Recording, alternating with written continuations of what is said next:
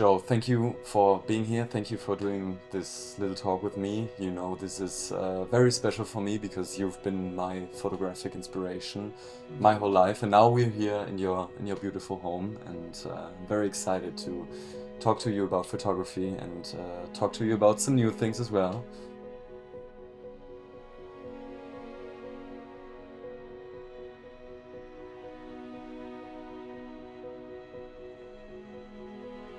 You've been using the Leica M system for decades now. What is it about the M that continues to inspire you every day? You know, the first thing is it fits in your hand and in the most comfortable way. You have a sense of the authority of the camera and that it's something you can trust. You know when you press that button, you're going to make an interesting photograph. The second thing is that it's quiet. You can be inobtrusive. If you're in a public space or at a party or some function and you want to just move through the crowd and make photographs, this is not an attention grabbing device that other people will suddenly see and feel overprotective about. It's not intimidating. Not at all. It's sort of invisible. Even though it's something you're holding in your hand, people tend not to see it. And the third thing is that you can trust that the moment you respond to something and you press that button, this camera is going to describe it precisely. What you see is what you get. And I think that the great spirit of that camera is because the viewfinder is over to the side of the camera, so that when you pick the camera up and you look through it, your other eye is also watching the progress of the world. Whatever else is coming, you see what's in the frame, but you also see what's coming. And when you have a single lens reflex camera that goes in front of your face, you're basically blind. And you're blind also with a single lens reflex cameras. When you press the button, the camera goes blank for a second and the mirror flips up. And you can't follow it. But with a Leica, you follow all the time. Whatever you photograph, you're continually seeing reality through the window. So this camera has all these qualities of, great feel in the hand, great action and great invisibility, and great reliability. So for me, there's no other instrument. How has the Leica M shaped your way of seeing and reacting in the world as a street photographer? It's not only an instrument that records things, it tells you that what you see, when you look at the results afterwards, it tells you that what you saw is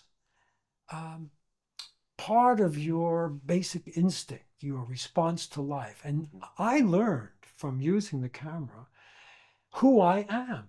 Basically, my identity was gifted to me by using the Leica as a photographic instrument to show me the range of my curiosity, my reflexes, my sensitivity, my passion, all of these things. One doesn't think about naming them when you buy the camera, but if you work with it, you learn that these are your essential qualities. Your personal nature as a human being and an artist, for me, was defined by using the Leica. And it also becomes, it's not only something that you use, it becomes an extension of yourself, right? Well, yeah, I carry it with me all the time.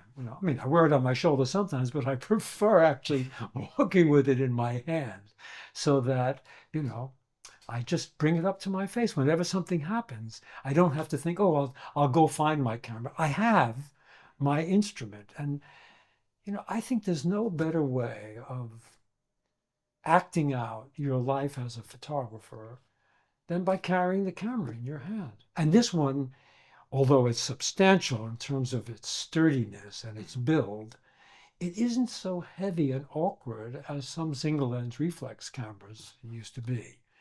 It just feels like you have authority. I always say about the Leica that it gave me a license to see. It's like, okay, go out into the world. It's all yours now. Yeah. You are known globally for your street photography, of course, but what drew you into still life lately? And I mean, your work, your photography over 60 decades has developed a lot and evolved a lot. Can you maybe get us some insights into that process? Yeah. You could say that I learned my chops on the streets of New York by photographing ordinary life, because ordinary life teaches you a lot. You watch people's movement, their interactions, the way they relate to each other, the intimacy that they express. All of these things are visible. So the first thing I learned was to observe human behavior and to understand timing, how to be in the right place at the right time, how to anticipate things. But there are more questions in photography than just, human activity on the streets. There's nature, there's interiors, there's family life, there's, still lives, there's, the magical hours of the day, the evening time, or being out in a storm. So nature and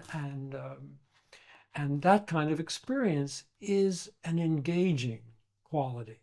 So there are times when, let's say, the weather is bad and I'm inside. So what else can I do? And it happened that at a certain point, I was living in Tuscany and I was living far out in the country and I wasn't really on the streets of any city every day. And I discovered some interesting objects. And I thought, gosh, I've never really made a still life. I wonder what that would be like. And so I started putting things. Well, first I thought, what would that be like to make a still life? And I thought, well, of what? What do I want to shoot? And I knew immediately that I didn't want to do classical still life arranging of flowers and fruits and vegetables on the table, on a rug that dripped over the edge of the table. You wanted to do something different. Yeah, I didn't want to do Flemish still lifes, from the 1600. And I didn't think that it had to be beautiful either. So I asked myself, well, what? What do I want to photograph? I was in Provence for a while working on a book. And in Provence, they have vide-grenier, which is when people go into their attic and pull out all their junk and put it in front of their house, and they have a yard sale or they have a flea market. And I was walking around these flea markets and a few crazy things started to interest me because I really had no idea of what I would choose to photograph. And these objects interested me. I mean, here, there's a couple right above you there. If you would just grab 2 or 3 of those objects. Yeah, that and the one next to it. And that's good enough. So I went to some flea market and these things were standing in the flea market. And I thought, why am I attracted to these things?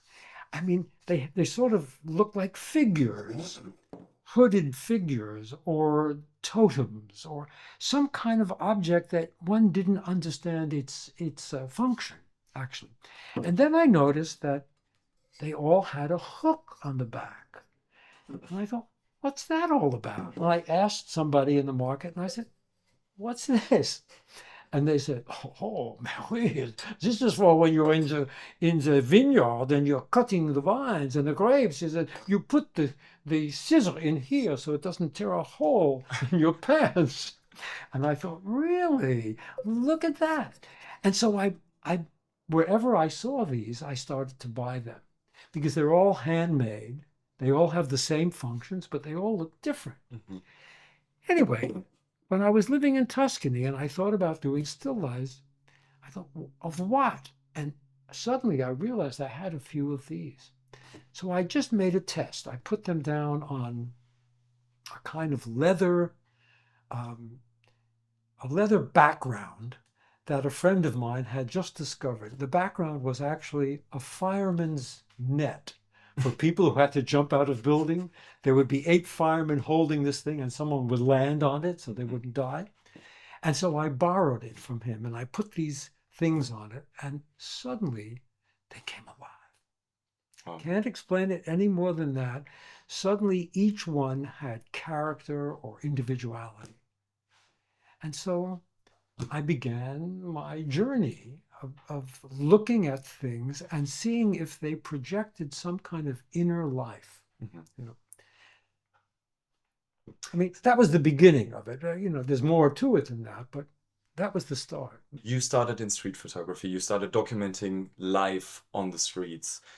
Would you say that in your work in still life, there's a lot of resemblance to what your work on the street shows?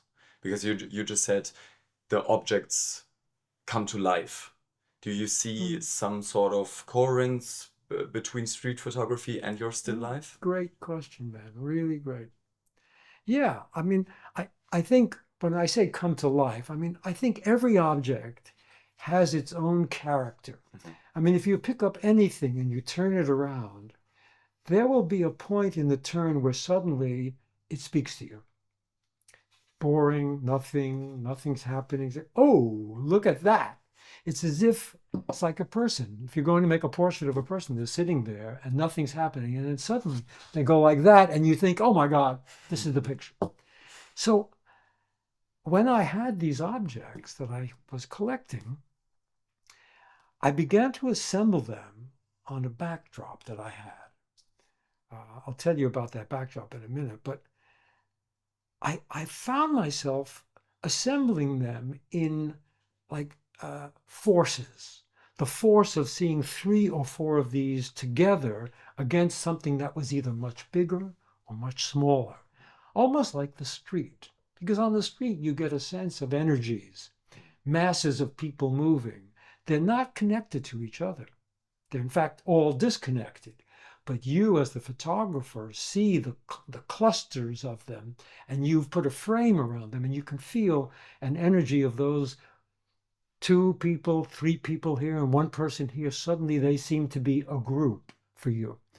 And so I tried to use my familiar understanding of street energy when I assembled the objects. And you know, if you put 2 objects together, and then you move them a little closer and a little closer, something happens with the space between them that suddenly says, oh, that space is interesting too.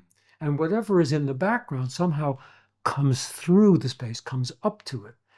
Because after all, photography is 2-dimensional. So you're always flattening things. And on a still life table, you can flatten things the way you want. You can bring the background up to the foreground. And so energy is available. You can totally change the relationship between 2 objects by putting them further in the foreground or further in the background. Or even overlapping them so that their edges combine into one. I mean, there are very subtle plays, dynamics between these objects, depending on what you use. And that is one of the reasons I didn't want to use fruits and things like that, is because everybody knows them. You know, we say, oh yeah, that's fruit, that's apples and grapes. But when you have objects that have mystery and are meaningful to you, they become better actors in a way. And you know, I think that my being in the countryside in Tuscany and, you know, living through the seasons, when it was inclement weather, it was great to be inside and working with these toys, these characters, these actors. You call them whatever you want, but they're like playthings. And sometimes you move them around and it astonishes you that some kind of meaning is expressed. And you don't know when it's going to happen, but if you believe in yourself enough, you might be able to move things and make energy or story or whatever. Anyway, that's still life for me. What emotional or creative space does your still life photography allow you to do that street photography doesn't? Wow, you know, In street photography, everything's out of your control except your own movement and the press of the button. In still life, you are the author, the director, the set designer, the casting director. You got the whole show.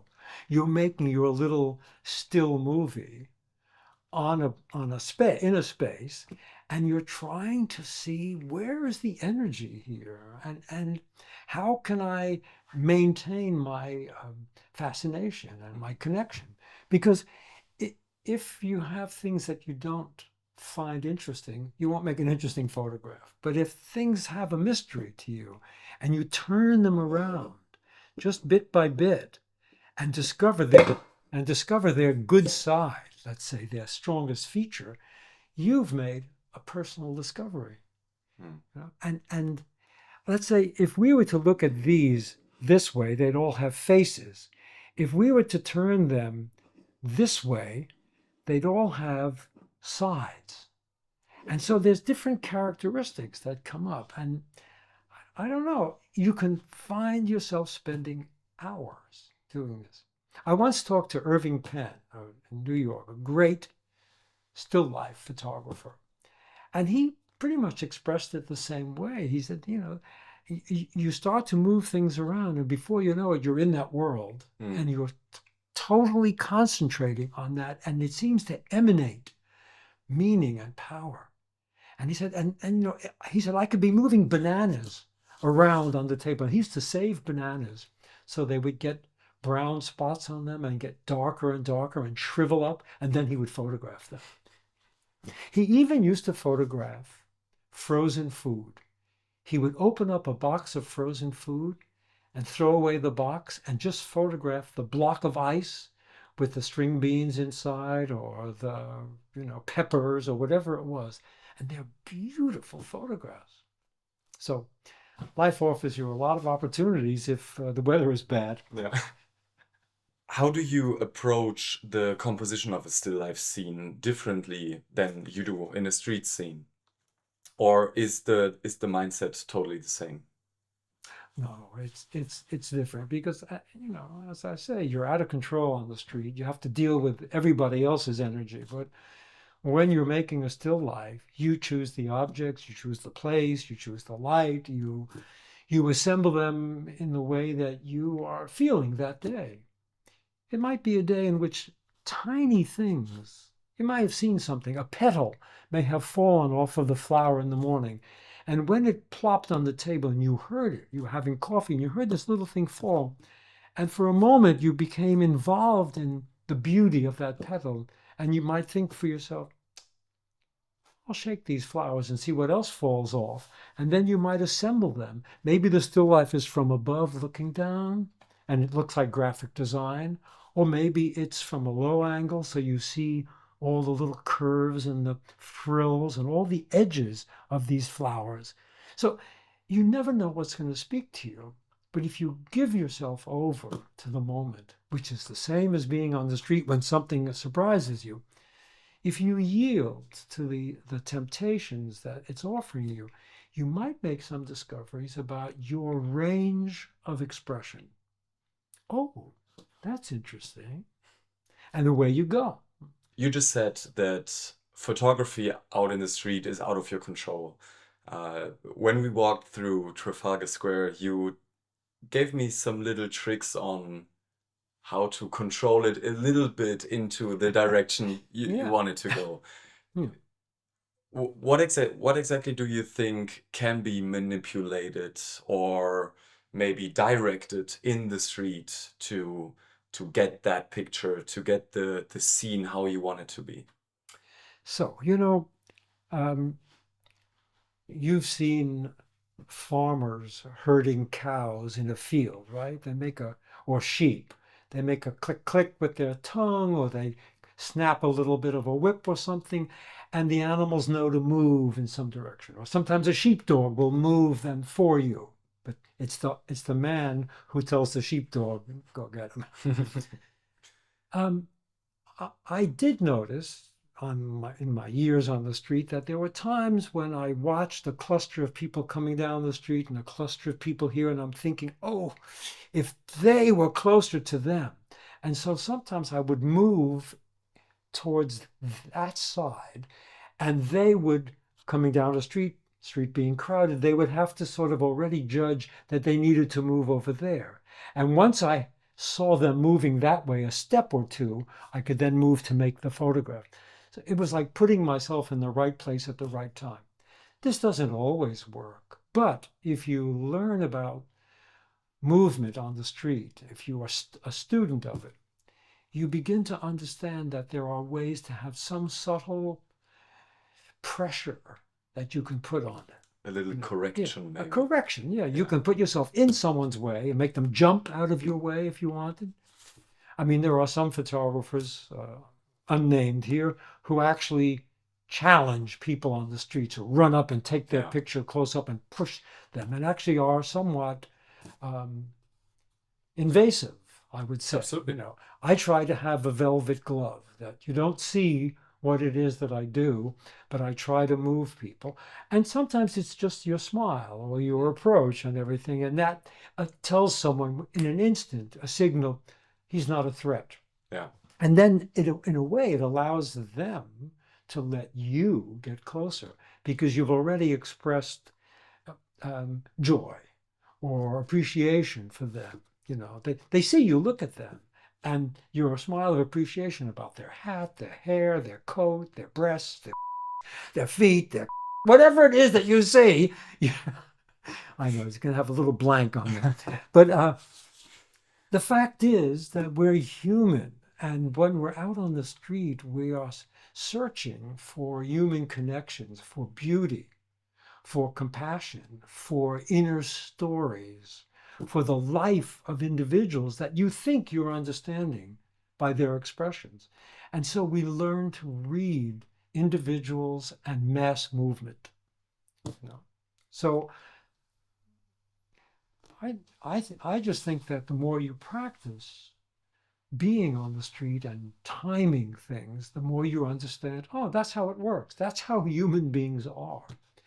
You'll see two businessmen walking down the street, deeply engaged in the conversation. There's going to be hand gestures. They're carrying their briefcases. They're smoking their cigars. They're gesturing with their hands if you're in Italy.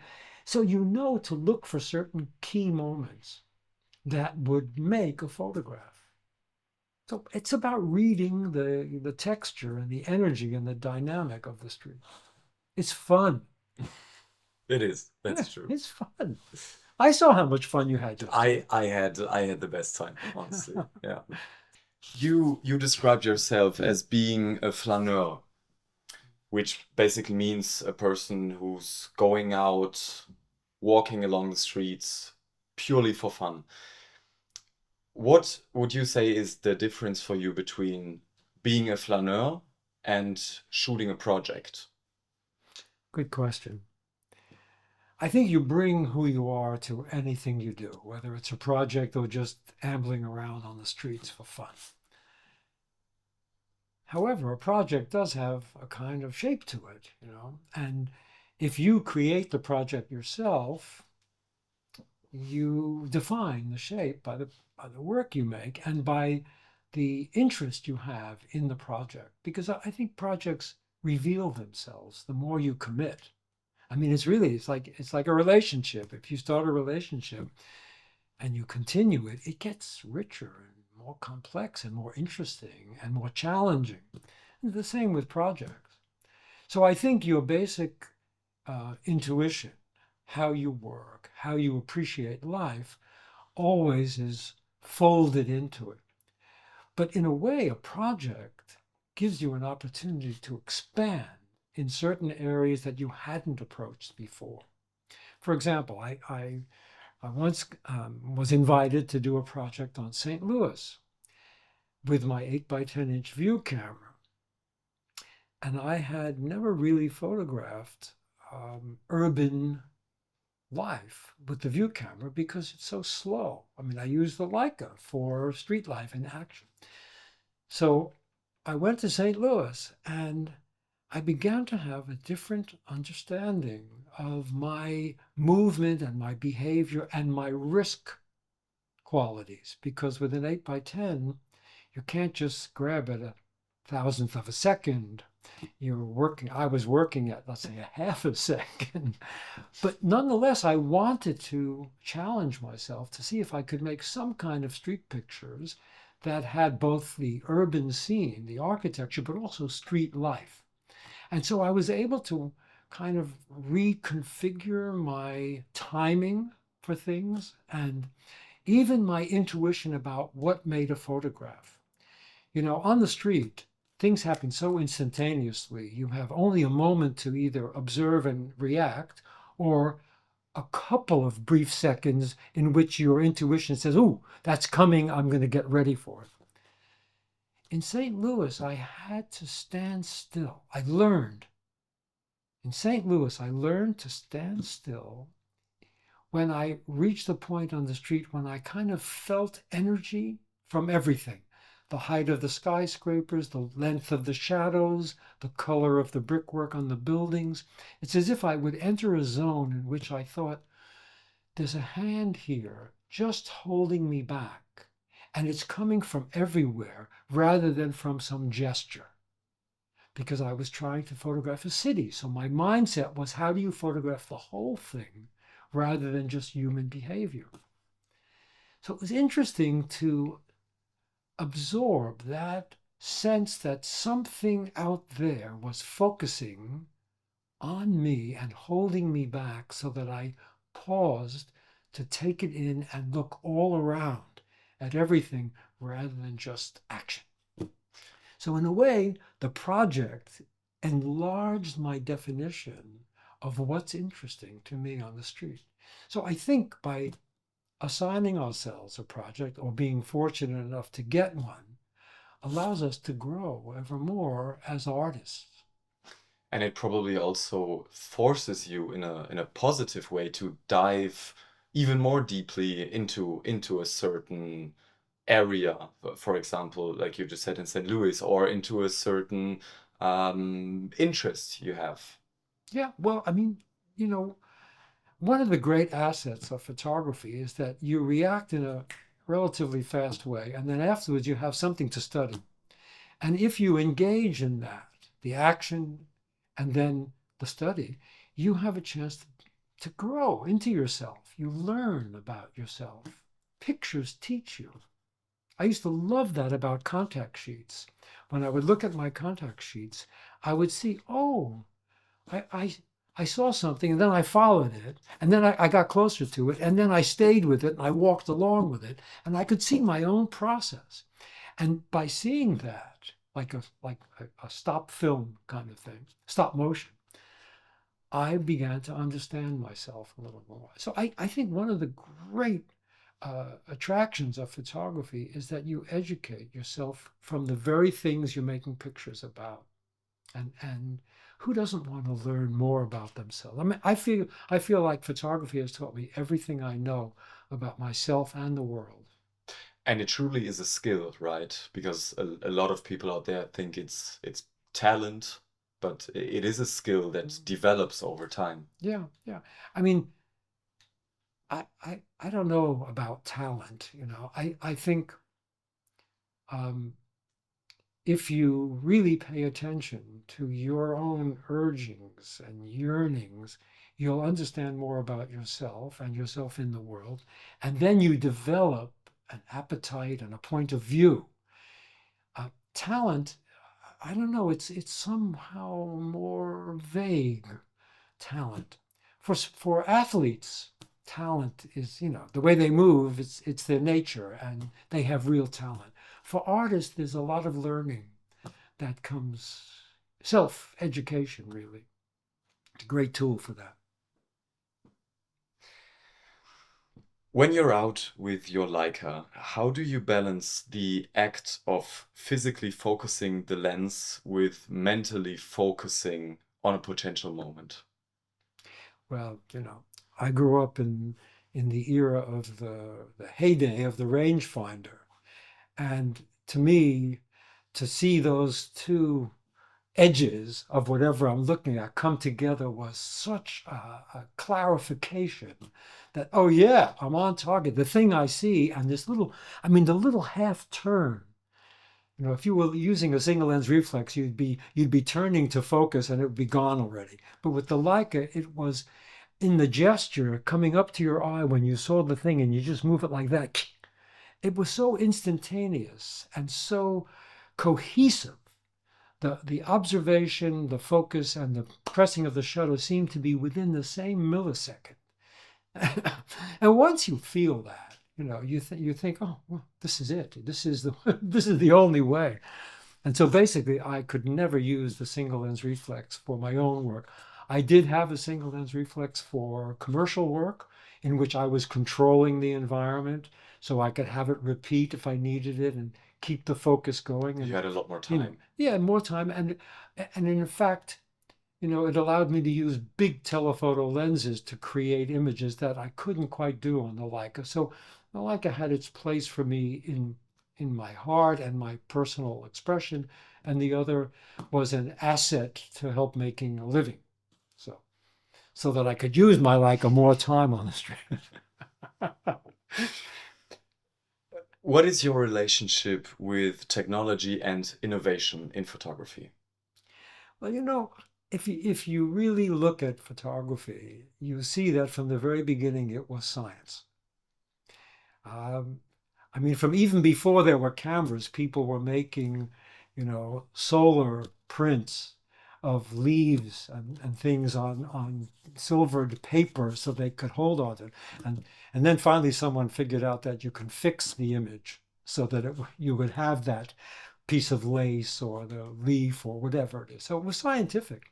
And it's always evolved by new inventions, you know, the from the wet plate to the dry plate to roll film to hand cameras, I mean, on through the ages. So if you don't pay attention to that, you will be stuck in some backwater of photography, unless you choose to stay in that backwater. Like choosing an 8x10 was to go backwards a little bit, but for a good reason. So I've always been up for it. I don't think of myself as a techie or as somebody who you know, needs technology first. But when I see that it's there, I want to make use of it. I'll give you a for instance. That's in 1976, I had to photograph a number of different people for an advertising campaign. All of them were either heads of corporations or the main inventors of things. And I went out to Hewlett Packard in Colorado to photograph a man who was their head engineer.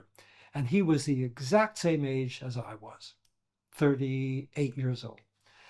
And we got to talking about our childhood. He grew up on a farm in Oklahoma, and I grew up on a slum in the Bronx. And yet, we both had evolved in the course of our lives. And he said to me, you know, when we were kids, we would listen to the radio, him out there and me in New York, and we listened to the same programs. He said, so we had a network. All of us kids who were 11, 12, 13 years old, we listened to the very same program. He said, someday in the future, these giant mainframe computers are going to be like our little radios. He said, we'll be able to communicate with each other across the world on a small device. He said, we're nowhere near that yet. I thought, wow, this guy really sees the future.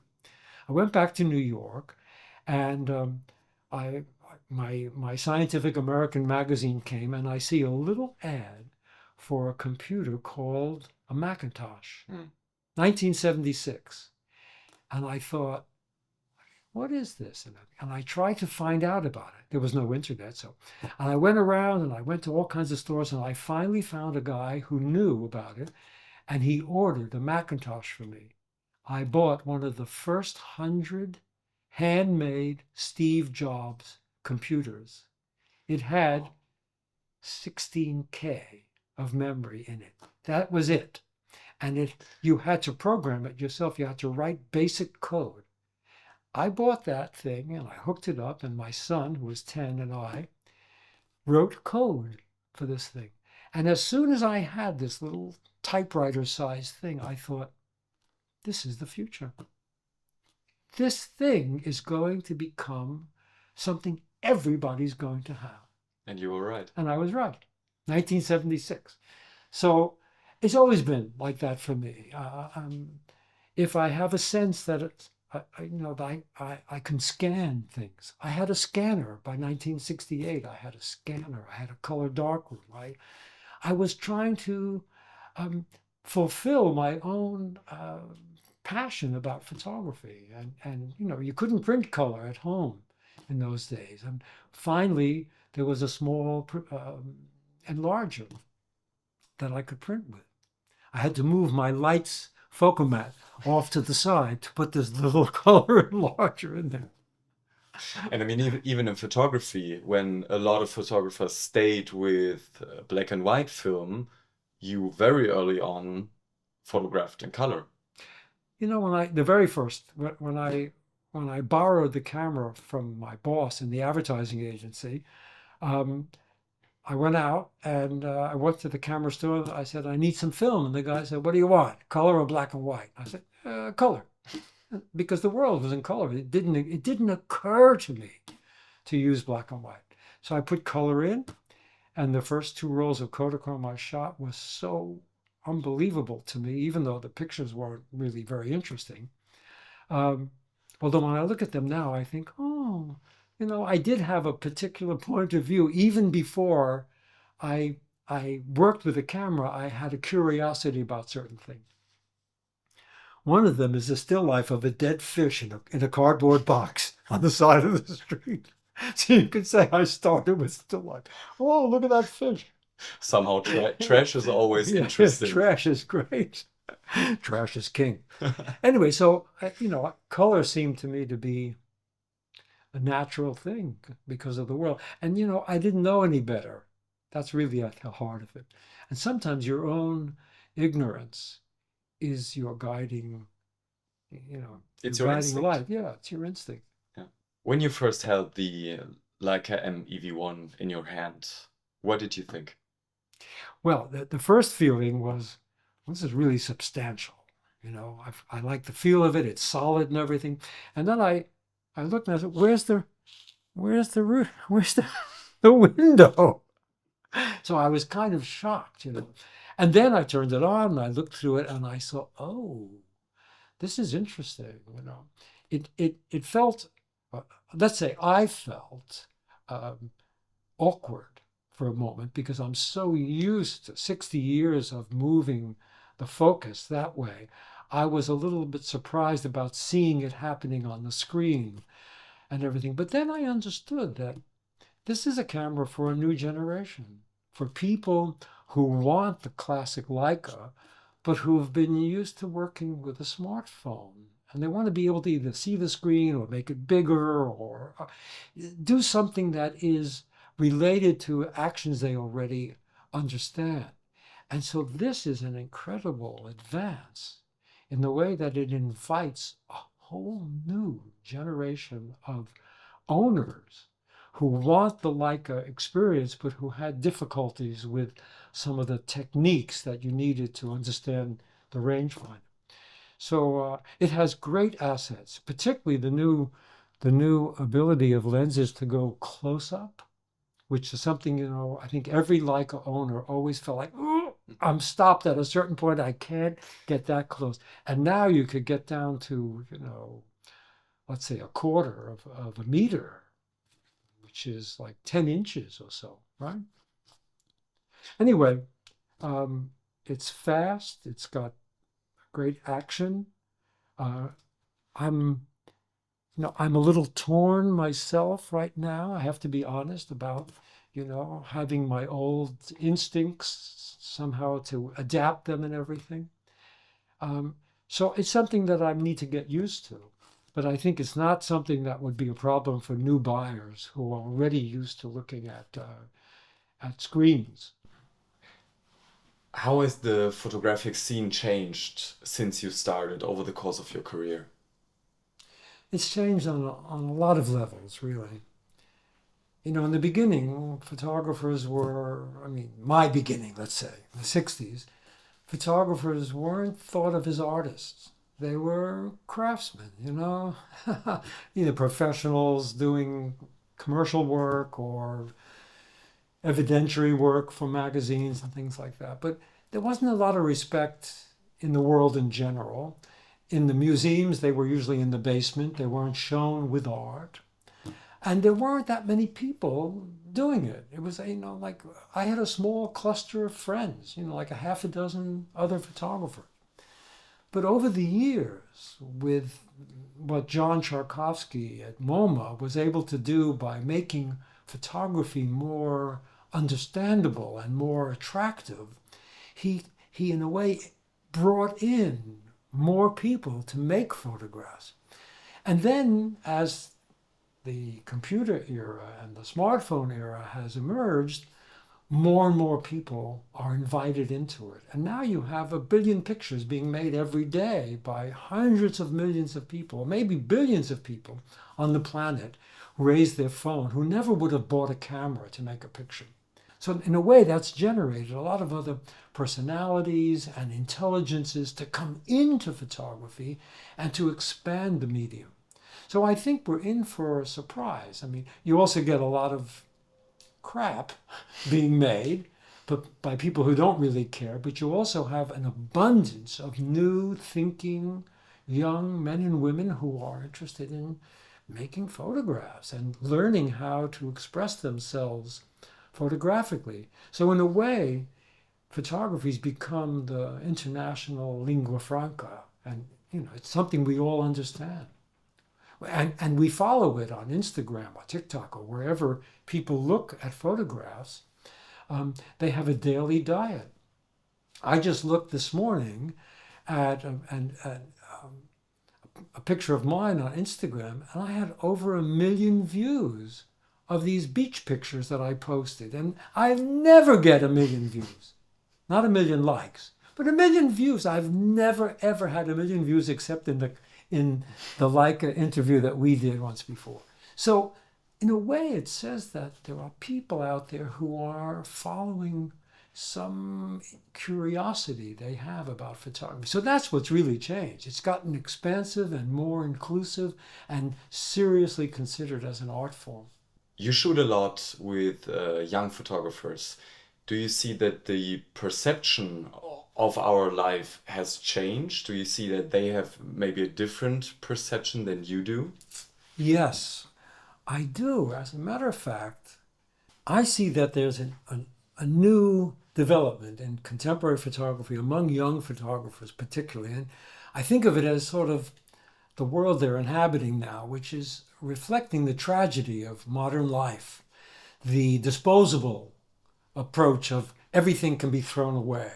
And so detritus, garbage on the streets, the plastic, all of the refuse of modern life becomes subject matter for people. I know some really serious and good photographers who are sort of snooping it all out everywhere. They're looking at the collapse of what was once, you know, modern life.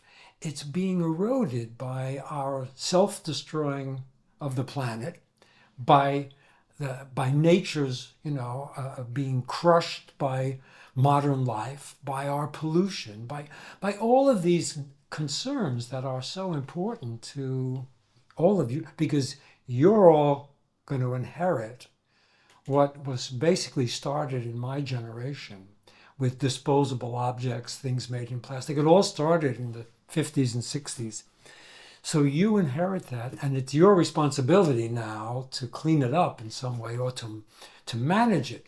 And I think a lot of the photography I see uses that as a touchstone, as a part of the aesthetics of living that kind of life.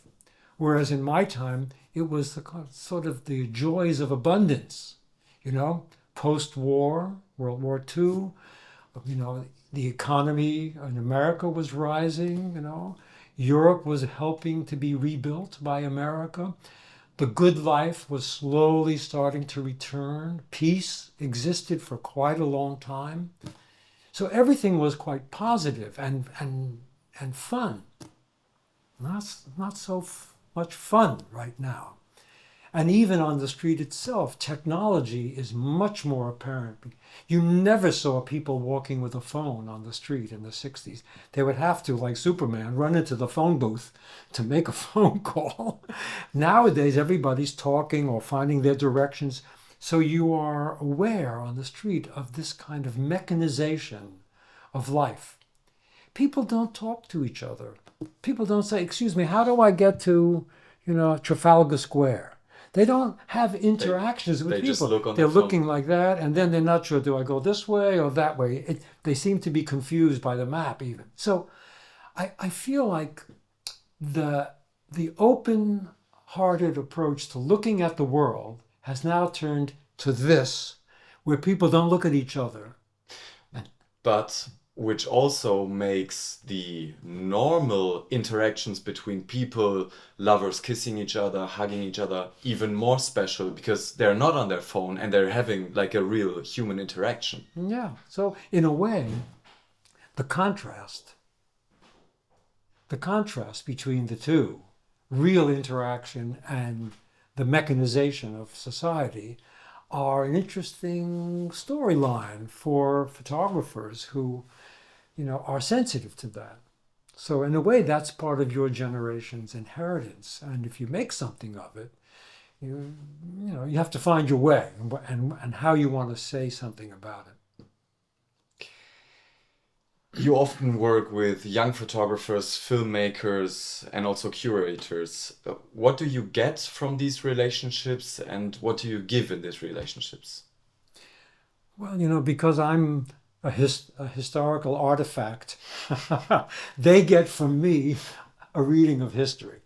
But what I get from them is a sense that there's continuity, that there's real energy, that people love the medium, that they see the mystery and the magic of it, that they want to be participants in this thing, and that it's a cultural asset worldwide, in spite of the fact that it records some of the harm that technology does. It also is the recording device so that you get the benefit of it. And I think, because it's in your hands, and I'm attracted to the energy of young people, and some of them seem to be attracted to the practice that older photographers have, and those who are willing to communicate it, that it makes for a really beautiful interaction. And it's a passing along of the torch, right?